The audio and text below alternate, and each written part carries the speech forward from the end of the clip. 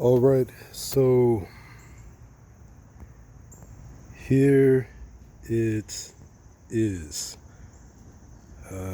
This is the Yamaha Vmax, the second generation, obviously, but for those of you that don't know, this is the second generation. And this is my dream motorcycle. And I finally acquired one after owning 3 Yamahas. I am a big fan of Yamaha. I'm basically biased to Yamaha. I like everything about Yamaha. I love the history of the company. I love everything that they do. And I like the fact that they strive to do things that have never been done before. The Vmax is a perfect example of one of those efforts of striving to do something that has never been done before by Yamaha. And the end result is they created a muscle bike that just currently happens to be the most powerful and fastest muscle bike in the world. Now, here's the thing.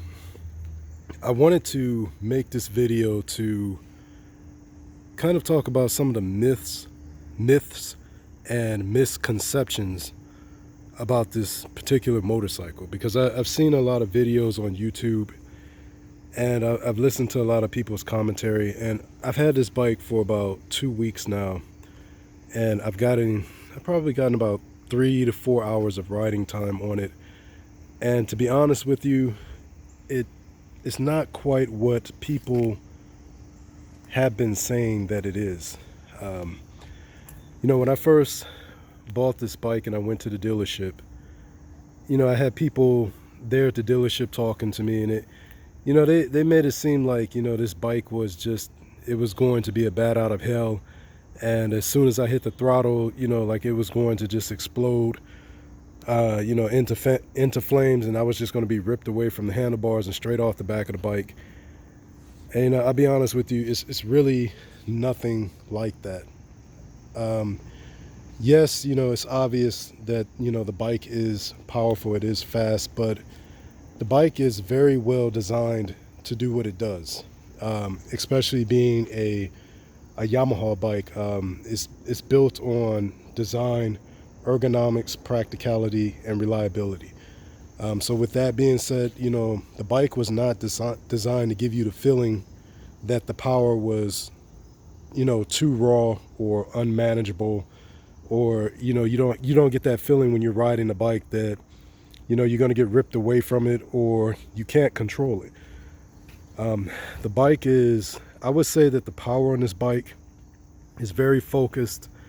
It's very balanced. It has a lot of precision, and it doesn't give you that raw or uncontrollable visceral feel of speed and acceleration and torque when you hit the throttle. So the reason I think that's important to bring up is because for anybody who's considering purchasing one of these bikes, and you've heard all the stories about people saying crazy stuff like, oh, I got to work out every day, do push-ups every day so I can ride this bike. I'll be honest with you, if you have to work out every day just so you can stay on this bike when you're riding in it, you probably got to work out just to do any other basic thing you're doing in a day, because in all honesty, it's not that serious. I remember the first time I got on the highway with this bike, and I was nervous because of all the things that I had heard about this bike's power and its capability, but I've always wanted one. I've had 2 other Yamahas in the past. One of the other Yamahas I've had is actually the Yamaha Roadliner S, which, if you don't know anything about that bike, it's an 800-pound bike that's capable of doing a 0 to 60 in about 4 seconds. So it's not much slower than the Vmax. And I think it has just about the same amount of torque as the Vmax, but only half the horsepower. But it's still, it's one of those bikes that's one of those bikes that makes you feel like you're being pulled away from the handlebars, because it relies a lot on its torque and its low end power. But when I first getting back to the VMAX, when I first got on the VMAX and I hit the highway, you know, I think I was going somewhere between maybe 70, 80 miles per hour. Of course, I'm in the fast lane, and the speed limit may be something around, I don't know, maybe 65, 70. And, you know, as usual, I live in Atlanta, Georgia, so I'm just going to go ahead and say there's a lot of stupid people here, and there's a lot of stupid drivers here. And I'm in the fast lane. I'm doing about 10 or 15 above the speed limit, and all of a sudden, you know, I have like all these cars like running up behind me and running up on my bumper. And it's not like I'm too slow to be in the fast lane. Like, these cars are coming from like a mile and a quarter mile and a half a mile back behind me. So, you know, these dummies had to be doing somewhere like close to about 100 miles per hour trying to keep up with me. So then I start switching lanes. They start switching lanes. And then I realize they're chasing me. So as soon as I get to the straightaway, I'm like, okay, you know, just forget it. So, you know, I pull back on the throttle maybe about a quarter to halfway. And, you know, I didn't feel much. And I was thinking to myself, I'm like, okay, is this thing really as fast as I think it is? I look back in the rear view and the cars were gone. You know, they were way back there. And I looked down at the speedometer and I'm doing like 120. And it didn't even feel like 120 miles per hour. And it took about 2 seconds to get there. So, you know, the thing about that is, you know, when I'm watching the YouTube videos and people are exaggerating about the power of this bike, a lot of times what I see is maybe a person doing a 0 to 60 and they'll get to like 70, 80 miles per hour and they'll be like, oh, okay, that's enough, that's enough. And I'm like, you know, okay, really? You know, is it really that serious? No, it's really not. I love the Yamaha Vmax. I love the history of the Yamaha Vmax. I'm glad to finally own one of these bikes. I love what this bike represents. It's a muscle bike, so it's definitely, you can look at it and tell that it's not a sport bike. Obviously, it has no fairings. Pretty much it gives zero, you know, I'm going to keep this PG rated, but you know, it gives zero F's about aerodynamics just by looking at it. And, you know, there's no windshield that, you know, comes with it. So it's obviously not a sport bike. I mean, it is what it looks like. It looks like a muscle bike. Reminds you of something maybe that came out of the 70s or the 80s, some of the muscle cars, and looks like it was fabricated into a bike.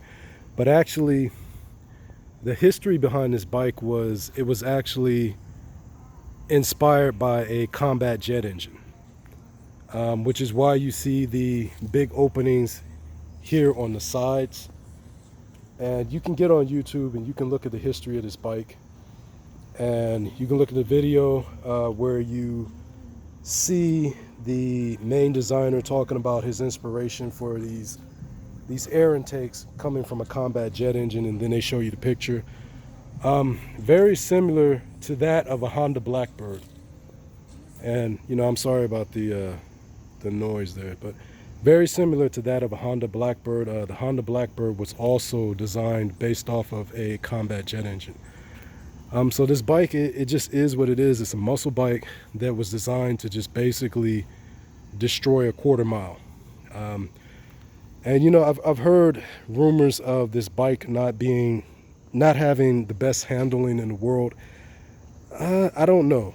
Give or take, I've been able to take corners or curves on the highway maybe around 50 to 75 miles per hour. But that's, you know, that's regulating my throttle and not accelerating too much into the curve. As far as what type of handling people may be referring to, I'm not sure. But I know for the second gen Yamaha Vmax, they implemented some new designs and some new ideals to help improve the handling. And honestly, I feel like the handling is just fine.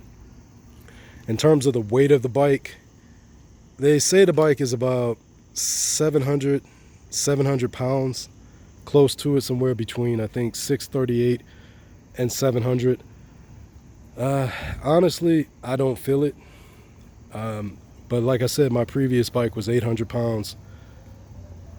And, you know, I really think, like I said, the bike is just designed and is built to do what it does and do it very well and do it in a very manageable way.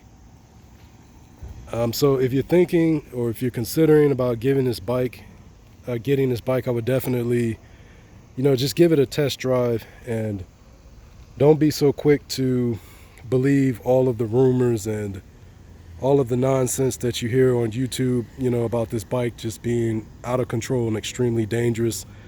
That's not the way this bike was designed.